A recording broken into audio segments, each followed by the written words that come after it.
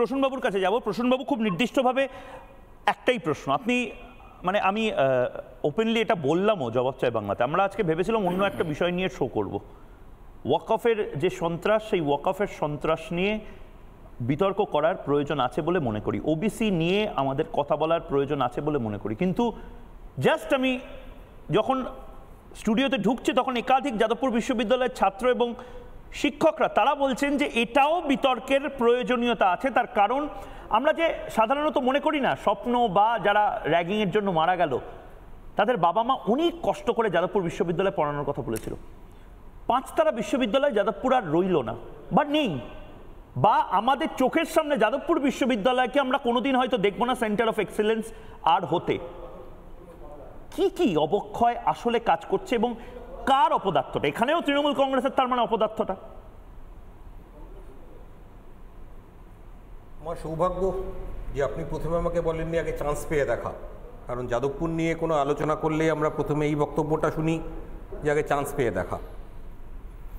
যাদবপুর পশ্চিমবঙ্গে অন্যান্য বিশ্ববিদ্যালয়ের মতো প্রেসিডেন্সি হোক, যাদবপুর হোক, নিঃসন্দেহে একটা বিখ্যাত বিশ্ববিদ্যালয়, কিন্তু যাদবপুর কেন্দ্রিক যে কালচারটাকে আমরা এখন পরিচিত হয়ে গেছে জাতীয় স্তরে, প্রথমে রাজ্য স্তরে ছিল এটা, বর্তমানে জাতীয় স্তরে যাদবপুরের যে পরিচয়টা গেছে এটা কখনোই আমাদের কাছে কাঙ্ক্ষিত নয়। বরঞ্চ যাদবপুরের যে পরিচয়টা যাওয়া উচিত ছিল, উৎকর্ষতার বলুন, নিপুণতার বলুন, গুণবত্তার বলুন, সেই পরিচয়টাকে সারপ্রাস করে যাচ্ছে যাদবপুরের ভ্যান্ডালিজম, হুলিগানিজম, এই যে কালচার। আজকে যাদবপুরে যারা পড়তে যায় তারা সাধারণ ঘর থেকেই যায়, তারা দেশবিরোধী কোনো পরিবারে জন্মগ্রহণ করে না, কোনো সন্ত্রাসবাদীর ঘরে নেয় না, বা সিদ্দিকুল্লার মতো কোনো পরিবার থেকে আসে না যারা বলে এসে যে আমি পার্লামেন্টে পাশ হলো আমি সেই আইন মানব না। তারা সাধারণ ঘর থেকেই যায়, আমাদের ঘরের ছেলে মেয়ে।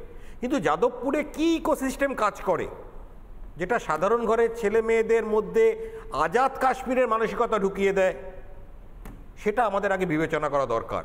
যতক্ষণ আমরা সেই রুট কজটাকে এলিমিনেট করতে না পারবো, ওপর কসমেটিক সার্জারি করে কোনো লাভ হবে না। সুতরাং যাদবপুরের যে ইকোসিস্টেম, যাদবপুরের সাধারণ ছেলে মেয়েকে ডিউরিং দেয়ার 10 ইয়ার, এবং খুব মজার বিষয়, এখানে একটা ইন্টারেস্টিং বিষয়, তারা যাদবপুর থেকে বেরিয়ে যাওয়ার পর কিন্তু তাদের বিপ্লবী সত্তা অধিকাংশেরই শেষ হয়ে যায়। তারাই তখন বিদেশে গিয়ে ডলার ইনকাম করে বা দেশের অন্য প্রান্তে গিয়ে মোটা মাইনের কাজ করে। সেই বার্নার্ড শর কথা মতো যে in your 20s if you are not a communist you don't have heart, in your 30s if you are a communist you don't have head. তো তারা সত্যিই এটা ফলো করে, 20s কমিউনিজম করে নাক্সালাইট মুভমেন্টে যুক্ত হয়ে তারা বিপ্লব আনে, কিন্তু যখন 30s পৌঁছায় তখন ফরগেট দ্যাট, আমার মাইনে দরকার, ফ্ল্যাট দরকার, বউ দরকার, গাড়ি দরকার, বাড়িতে সুন্দর কুকুর দরকার, এইটা। যে ইকোসিস্টেম যাদবপুরে আমাদের যুব প্রজন্মকে দিনের পর দিন ধরে ধ্বংস করে যাচ্ছে, সেই ইকোসিস্টেমকে কি করে নির্মূল করা যায় সেটা আগে প্রশাসনের ভাবা দরকার, তাহলে বাকি প্রক্রিয়া স্বাভাবিকভাবেই হয়ে যাবে। আমি প্রসূনবাবু আপনার কাছে আবার আসবো, কিন্তু তার আগে আমি কাশেম ভাই এবং মানস ভট্টাচার্য আমাদের সাথে রয়েছেন, তাদের কাছে আসতে চাই। দেখুন, খুব নির্দিষ্টভাবে একটাই প্রশ্ন, মানে আর কতটা নিচে আমরা নামবো বাংলা এবং বাঙালি হিসাবে? যাদবপুর বিশ্ববিদ্যালয় আমাদের প্রত্যেকের একটা স্বপ্ন থাকে, এবং এটাই আসলে যাদবপুর বিশ্ববিদ্যালয়ের এই মাওবাদী কিছু লবি আছে তারা বলে চান্স পেয়ে দেখা। সত্যি চান্স পাওয়া যাদবপুর বিশ্ববিদ্যালয়ে কঠিন, কিন্তু এই চান্স পাওয়া কঠিন, ভালো উৎকর্ষের কেন্দ্র, উৎকৃষ্ট একটি কেন্দ্র, সব কিছু তো ধূলিসাৎ হয়ে যাচ্ছে। তৃণমূল কংগ্রেস বাজেট দিচ্ছে না, মাওবাদীরা যাদবপুরকে ISI এর ডেনে পরিণত করছে, এবং তার পাশাপাশি যাদবপুরের শিক্ষকরা এই সমস্ত কিছু দেখেও চুপচাপ বসে রয়েছে। মানে যাদবপুর বিশ্ববিদ্যালয়টাও বাংলা এবং বাঙালির কাছ থেকে চলে যাবে।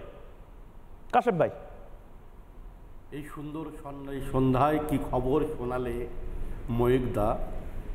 এই যাদবপুর বিশ্ববিদ্যালয় থেকে 2003 সালে সংসদ ভবনে আক্রমণকারীর নাম হচ্ছে আফজাল গুরু।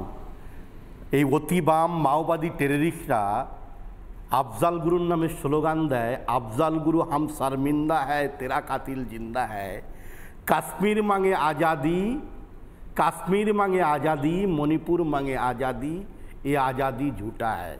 আর পশ্চিমবাংলার একজন তোষণ এবং তুষ্টিকরণ মুখ্যমন্ত্রী, নাম তার মমতা বন্দ্যোপাধ্যায়, 2005 সালে যাদবপুরে নির্বাচন হয়, পাশেই ভাই বসে আছে যাদবপুরের প্রাক্তনী ওই নির্বাচন যখন আসে ঠিক এদের দেওয়ালে লিখনটা তখন বোঝা যায় নো ভোট ফর বিজেপি।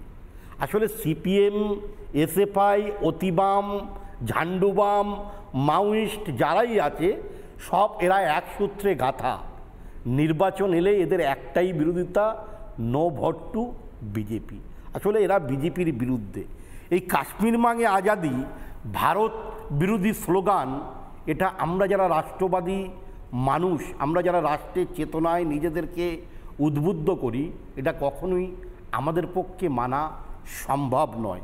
তাই আমি কেন্দ্রীয় সরকারের কাছে, কেন্দ্রীয় সরকারের যিনি হোম মিনিস্টার আছেন তার কাছে আমি লিখিত চিঠি দেব, দিয়ে বলবো যে যাদবপুরের হিত গৌরবকে যদি ফিরিয়ে আনতে হয়, যদি পাকিস্তানে সার্জিক্যাল স্ট্রাইক হয়, আমার দেশের মধ্যে, আমার দেশের খাবে, আমার দেশের পড়বে, খুব গোদা বাংলায় আমি বলছি, আমার দেশে লালিত পালিত হবে আর আমার দেশের বিরুদ্ধে স্লোগান দেবে, আমি একজন রাষ্ট্রবাদী মানুষ হিসাবে এটা আমার কাছে অত্যন্ত দৃষ্টিকটু।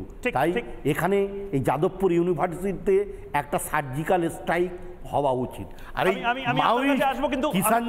কিষাণজি কিংবা মাওয়িস্ট আর এই তৃণমূল কংগ্রেস, এদের মধ্যে তফাৎ নেই। এরা মুদ্রার এপিঠ ওপিঠ, এরা সব এক। নির্বাচন এলে এদের শুধু স্লোগান থাকে বিজেপির বিরোধিতা করা। আর যাদবপুর বিশ্ববিদ্যালয়ে তৃণমূল কংগ্রেস এবং মাওয়িস্টরা ধ্বংস করেছে। যাদবপুরের হিত গৌরব ফিরিয়ে দিতে হবে, বাঙালির সত্তা ফিরিয়ে দিতে হবে।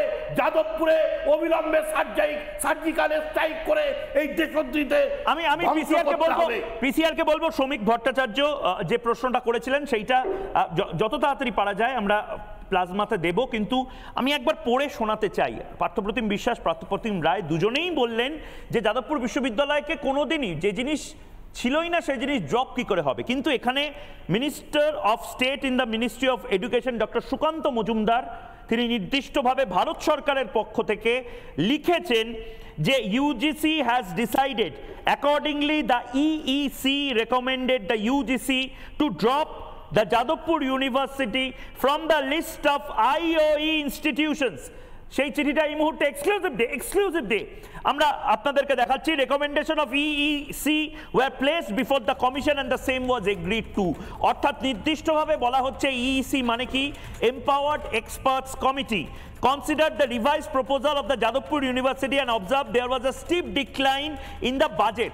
অর্থাৎ যে কথাটা বলা হচ্ছিল বাজেটের কথা, সেই বাজেট ৩,২৯৯ এর থেকে ৬০৬ কোটি টাকা সেই বাজেট করা হয়। কি করে রিসার্চ করবে এরা, কি করে গবেষণা করবে, টুকরে টুকরে গ্যাং কি করে সামলাবে? মানস ভট্টাচার্য এই মুহূর্তে রয়েছেন, মানস ভট্টাচার্যের কাছে যাব এবং পিসিআরকে বলবো সারফেসে আমাদের গোল করে এই অংশগুলো আমাদের প্রতিনিধি যারা রয়েছে নিউজ রুমে তারা আরেকবার দেখাবে। কিন্তু এই মুহূর্তে মানসবাবু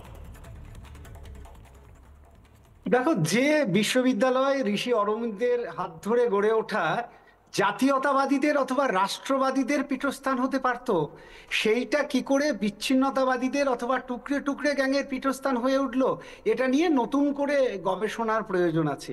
কারণ মাওবাদ অনেক পরে এসেছে, তার আগে যখন ঋষি অরবিন্দ এটার সঙ্গে যুক্ত 1906 থেকে তার পরবর্তীকালের 5 বছর, সেই সময় কিন্তু এটা জাতীয়তাবাদীদেরই পীঠস্থান ছিল এবং আমাদের প্রত্যাশা মতো এটা জাতীয়তাবাদীদের পীঠস্থান হওয়া উচিত ছিল। কিন্তু সেই কাজ আর হচ্ছে না, যেটা এর আগে একজন স্যার বললেন যে সেই এক্সেলেন্স কাজ হচ্ছে না। তার কারণ হচ্ছে যে যাদবপুর ইউনিভার্সিটির মূলত গবেষণা কেন্দ্রিক কাজগুলোকে এখন যদি আমরা দেখি, তুমি যদি বইমেলাতে আমরা যাই তাহলে দেখবো সেখানে এখন দুটো র্যাক। একটা হচ্ছে 50-55 বছর আগে যাদবপুরে যে কাজগুলো হয়েছে এক্সেলেন্ট কাজ, মানে সেটা নিয়ে আমাদের সংশয়ের কোনো অবকাশ নেই। সেখানে ইন্ডোলজি নিয়ে, ভারত তত্ত্ব নিয়ে, ভারতীয় দর্শন নিয়ে বা ভারতীয় পরম্পরা নিয়ে, জাতীয়তাবাদ নিয়ে যত গবেষণা হয়েছে তার কোনো তুলনা নাই। এখন প্রশ্ন হচ্ছে যে নানা ধরনের কন্টেন্ট দেখার জন্য লাইক করুন, শেয়ার করুন আমাদের ফেসবুক পেজ, সাবস্ক্রাইব করুন আমাদের ইউটিউব চ্যানেল, পাশাপাশি অন্যান্য ব্রেকিং নিউজের জন্য অবশ্যই চোখ রাখুন রিপাবলিক বাংলায়।